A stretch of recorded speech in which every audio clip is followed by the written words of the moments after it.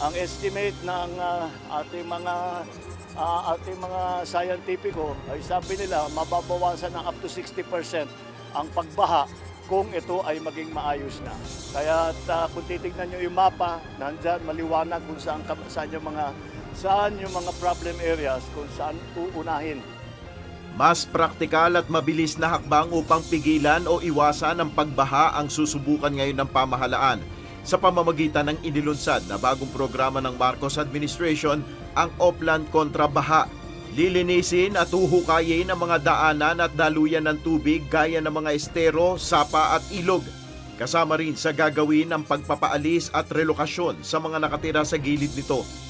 Dahil napag-aralan namin ng mabuti at malaking bahagi sa flooding ay ang siltation.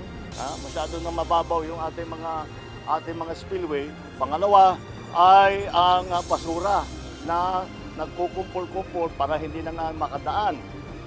So ang una natin kailangan gawin ay linisin lahat ng estero, lahat ng mga spillway, lahat ng ganito upang maging mas malalim yung ating pagdadaanan ng tubig, isa. Pangalawa, para maayos natin at maging mas maganda ang pagtakbo ng tubig para hindi nga maiwan ang lupa na nanggagaling sa taas, yung nagsisiltation. 120 waterways sa Metro Manila ang unang mga lilinisin, huhukayin upang lumalim at ide-demolish ang mga nakahambalang na illegal structures. 9 na buwan itong isasagawa at magpapatuloy pa tuwing magtatapos ang panahon ng tag-ulan. Kumpiyansa si Pangulong Ferdinand Marcos Jr. na malaki ang maibabawas ng mga pagbaha sa Metro Manila at mga kalapit na probinsya sakaling magtuloy-tuloy ang proyekto.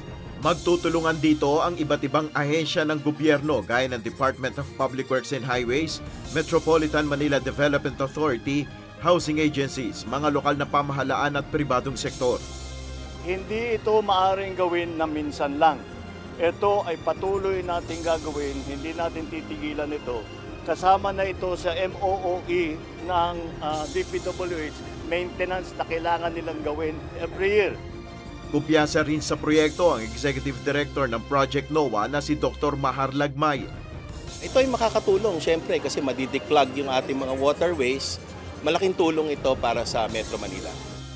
Bukod sa paglilinis at pagre-relocate sa illegal settlers, pinaaalis na rin ni Pangulong Marcos ang mga flood control projects na hindi na mapakinabangan na sa halip na makatulong ay nagiging dahilan pa ng mga pagbaha. Merong mga pumping station, hindi lang meron. Marami sa mga pumping station natin, mula nang itinayo ay hindi pa gumana kahit minsan. Hindi nag-operate kahit minsan. Bakit? Dahil yung pumping station mismo, sa paglagay nila, yun pa ang nakaharang sa tubig. At imbis na magbigay ng solusyon, ito pa ang naging problema, yung mga pumping station na linagay. Sa mga susunod na linggo, ilulunsad na rin ang Oplan kontra Baha sa iba't ibang lugar ng bansa, tulad sa mga probinsya ng Cebu, Bacolod, Rojas City, Bulacan, Pampanga, Cavite, Laguna, Pangasinan, Cotabato, Davao Region, Cagayan de Oro at iba pang lugar na madalas bahain. Nel Maribuhok, UNTV News and Rescue. Diyos ang aming sandigan, serbisyo publiko ang aming pinahalagahan.